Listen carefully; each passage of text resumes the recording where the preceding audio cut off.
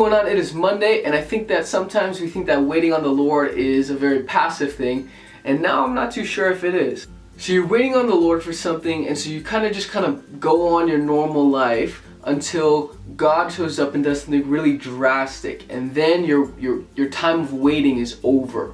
But the other day I got this completely different picture of what it means to actually be in waiting. So I went to this basketball court and I had never played there before, and I got there about 30 minutes late, and so naturally I had to actually wait my turn. I tied up my laces, I glanced at the court, and I realized these people are a lot better than I thought. So while I was waiting for my turn to come, I grabbed my basketball, I'm putting up shots, I'm running around the court, I'm just trying to break a sweat.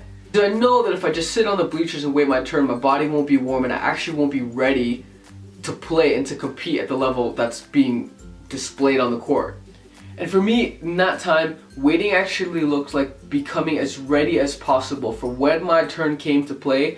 I wouldn't be stiff and I'd be as limber as possible because everyone else was already warm because they were already playing. And I'm not trying to over spiritualize basketball here, but I think that sometimes when we're waiting on things faith related, we sort of wait passively because we're afraid of disappointment. We're afraid of being active because we're trying to protect ourselves from the disappointment of what if God doesn't come through. It's the same fear of what if God doesn't show up that actually stops me from getting ready for when God actually does show up.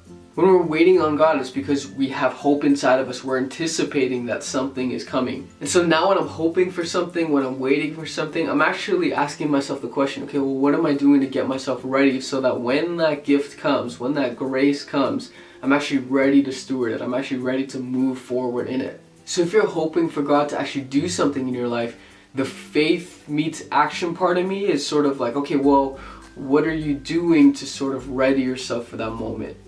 Anyway, thanks so much for watching. Don't forget to share. Don't forget to subscribe. See ya. God is all you need. And it sounds really spiritual, but is it actually true? I mean, if it was true that God was the only thing that we needed, why is it that when Adam was in the garden, God was the one who said, Adam, it's not good for you to be alone? You know, it's not like Adam didn't have enough time with God. He would take walks in the garden with him. He had no follow forward.